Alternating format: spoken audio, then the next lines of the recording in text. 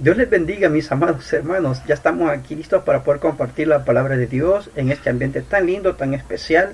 Así es que les invito a que tomemos ya de lleno la palabra de Dios. Y nuestro tema de ahora tiene que ver con sacándole el máximo provecho a la palabra de Dios. Saben, realmente les diré, uno de los grandes problemas como cristianos, o mejor dicho, uno de los grandes problemas actualmente es el desconocimiento de la palabra de Dios, y que muchos no están muy profundos en la palabra de Dios. Mire, es bien feo. Se cree mejor a lo que dicen otras fuentes y no lo que realmente la palabra de Dios dice. Y aquí donde yo veo, donde la palabra de Dios nos hace ver, mejor dicho, lo importante es mejor de confiar en la palabra del Señor. Así que vamos a estar viendo esto, sacándole el máximo provecho a la palabra de Dios en el Salmo 119, 103, 104. Dice así la palabra del Señor: cuán dulces son a mi paladar tus palabras, más que la miel a mi boca. De tus mandamientos he adquirido inteligencia, por tanto he aborrecido todo camino de mentira. Qué difícil es para muchos hermanos lograr que la Biblia sea un libro interesante. Es más, la Biblia llega a ser un gran libro cuando nosotros mismos le damos el lugar que corresponde y decidamos. O sea, es cuestión de decisión nuestra, es cuestión propia de estudiar y sacar el máximo provecho. Ahí empiezo. Somos nosotros los que decidimos, ¿verdad? Jesús dio un mandamiento, dice la palabra: escudriñad las escrituras, porque a vosotros parece que en ella tenéis vida eterna, y ellas son las que dan testimonio de mí. Jesús dio ese mandamiento. Ahora uno empieza a analizar. Siempre que se lee la Biblia y se analiza, encontramos riqueza, sabiduría no humana, sino una sabiduría divina, y viene de Dios, y que ésta se puede aplicar a nuestro diario vivir, ¿verdad? Nuestra vida diaria. Pero para ello necesitamos llegar a un punto de entendimiento que realmente la Biblia debe llegar a ser tan necesaria para nosotros. O sea, yo no puedo decir, la Biblia es interesante para mí si yo no le doy el lugar que corresponde, o mejor dicho, no le pongo el verdadero esmero que la Biblia merece. Hay excusas muy comunes para no leer la palabra de Dios. La primera excusa: no la entiendo. La gente llega a este nivel de decir, pues no entiendo la Biblia, y como no la entiendo, pues no la leo. La segunda excusa: me aburre. Mucha gente dice que la Biblia es aburrida, y le aburre, y como no le aburre, no es interesante, no hay nada interesante ahí, entonces no la lee. La otra es: no me gusta leer. Nuestra cultura aquí latina es: no me gusta leer. Pero no, la verdad que no es cuestión de que no me gusta leer. Y dicen otros: no tengo tiempo. Tampoco, no es cuestión de que no tengo tiempo. Dice: no sé por dónde empezar. Todas estas excusas se resumen en una sola verdad: es la actitud que nosotros tenemos delante de Dios y de su palabra. Eso es todo. Es nuestra actitud. Todas estas excusas solo se reflejan en nuestra actitud a Dios y a su palabra. Así sencillo. Si yo tengo una actitud de amar a Dios, de obedecer a Dios, de querer conocer a Dios, entonces la palabra para mí es lo que dice el Salmo: es como miel. Es como algo que me va a motivar, me va a ayudar. Es fragancia, es sabroso. Pero si mi actitud siempre es una actitud de rechazo a Dios y a su palabra, todo lo demás son excusas. Es lo que decimos, excusas. Ahora, cuando la Biblia realmente llega a ser interesante y que realmente me urge estudiarla, fíjense, curiosamente, hay dos cosas. La primera, cuando tenemos momentos en la vida donde hay gran necesidad o gran problema, entonces busco, entonces quiero de Dios, entonces necesito de Dios.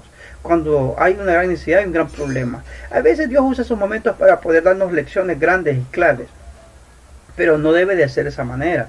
También cuando amamos a Dios y deseamos conocer su voluntad y no queremos fallarle, esto es bueno.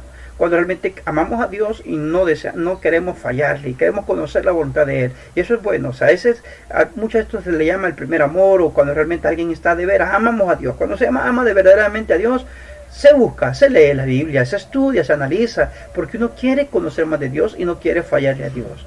Pero la tercera aspecto es la que más interesante y la más clave, porque hemos madurado en la fe.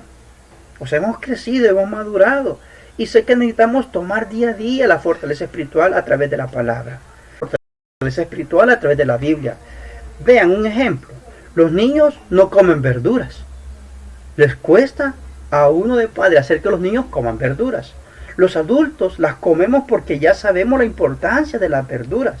O sea, estamos ya más conscientes de que la verdura me va a ser de gran ayuda para mí. Entonces así es la palabra de Dios, la como, la practico, la analizo, la veo, porque sé la importancia que hay en ella para mí. Ahora, hay una advertencia cuando leemos la Biblia, y la primera es que la Biblia no es un amuleto. Jamás usemos la Biblia como un amuleto que tiene magia, que me va a guardar, que me va a ayudar, que me va a cuidar. No, la Biblia no es, nunca la Biblia es un amuleto. Tampoco la Biblia no es un horóscopo, en donde yo encontraré la dirección para este día, encontraré la predicción, la adivinación para mi vida. Tampoco, la Biblia no es para eso, que voy a leer y lo que encuentre, eso es lo que voy a hacer. No, la Biblia no es horóscopo. Tampoco la Biblia no es algo histórico, o sea, no es algo que solo historia, no. Hay un propósito y es la salvación de la persona. La Biblia presenta la salvación de la persona. Y al final, la Biblia no es un tratado de teología, sino al contrario. La Biblia, es cierto, nos presenta a Dios, pero realmente no es para decir que esto hay que leerlo profundo, teología. No, la Biblia básicamente es un libro aplicacional. Ahora, ¿qué significa eso?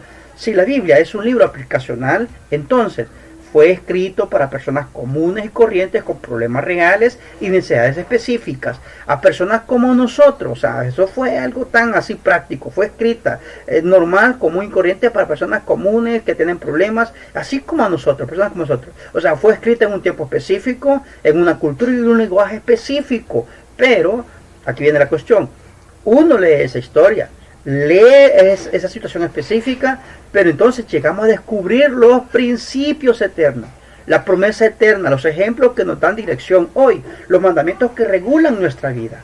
Ahora, cuando yo encuentro esa verdad eterna no cambia y básicamente trasciende para nuestros días.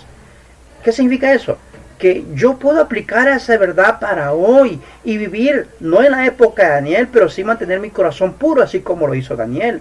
O sea, no estaré en el problema de Josafat, pero sí tendré la fe suficiente. La fe es de la promesa que Dios le dio a Josafat. También esa promesa viene a ser para mí. Mi amado, ¿qué descubrimos entonces en la Biblia? Mire, descubrimos un principio eterno. ¿Qué es un principio eterno? Una ley universal. Es una ley que se cumple en todo tiempo, en todo momento, en todas circunstancias, en toda cultura. Es un principio eterno. Por ejemplo, está la ley de la gravedad. Alguien dirá, no, la ley de la gravedad no funciona en África, no funciona en Asia, no funciona en América. ¿Cómo no? La ley de la gravedad es universal. Así también hay un principio eterno. Por ejemplo, Jesús dijo, bienaventurados los de limpio corazón, ellos verán a Dios. Es una ley espiritual que el que está limpio va a ver a Dios. O sea, es un principio eterno. ¿Qué más? Una promesa, ya es más de explicar esto. Hay promesas que son para ustedes, son para mí. Mandamientos, son leyes, son mandatos. Dios dice, haz esto, vivirás. No haz esto, te irá mal. Son mandamientos. En la Biblia hay muchos mandamientos y ejemplos a seguir. Así como hizo Enoch, así como hizo Abel, así como hizo Abraham, así como hizo Noé. O sea, son ejemplos a seguir que nos pueden ayudar. Ahora, ¿cómo estudiarla entonces la Biblia? Primero, haga una lectura. Lea un versículo o varios versículos. Lo primero es saber qué dice y a quién lo dice. Lo segundo es, vuelva a leerla una vez más, y es saber por qué lo dice. Es saber entender ese momento. Es saber discernir qué es lo que está diciendo esta porción bíblica. Y en tercer lugar, vuelva a leerlo y obtenga la verdad eterna. O sea, ¿qué encuentra en ese versículo? ¿Qué encuentra? Usted puede encontrar un ejemplo a seguir, puede encontrar un mandamiento, puede encontrar una promesa o puede encontrar un principio eterno. Ahora, entonces, ¿cómo estudiarla? Pues ya, lea un versículo, uno o varios versículos. Lo primero es saber qué dice, a quién lo dice. Segundo, léalo una vez más. Lo segundo es saber por qué lo dice, o sea, entender lo que está diciendo, qué significa, qué está diciendo, cuál es el mensaje que está dando. Y luego entenderla. Tercero, pues hay que obtener la verdad central. ¿Qué encuentra usted ahí? ¿Verdad? La promesa, el mandamiento, el ejemplo a seguir o el principio eterno. Y luego, subraye o anote esa verdad eterna, anótela. Y quinto, escriba o defina cómo podrá practicar lo que ha encontrado. ¿Cómo usted va a practicar lo que ha encontrado?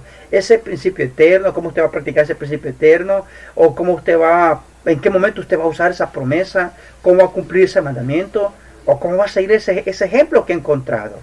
Mi hermano, de veras, Anhelo que usted crezca más y más en el conocimiento de Dios. De veras, hermano, anhelo que Dios lo use, que Dios lo use, que Dios le ayude. Hay un texto bíblico que me gustaría compartirlo al final. Porque la palabra de Dios es viva y eficaz y más cortante que toda espada de dos filos, y puede partir el alma y el espíritu y las coyunturas y los tuétanos y diciendo los pensamientos y las intenciones del corazón. La palabra de Dios es viva y eficaz, y el tiempo que usted dedique para pasar a solas con Dios y llenando su palabra, tomando su palabra, ese tiempo será de mucho gran provecho para su vida, y usted será una persona madura y preparada para todas las circunstancias que vengan en la vida. Dios le bendiga, mi amado hermano, y Dios lo use grandemente y sea usted un canal de bendición para muchos más.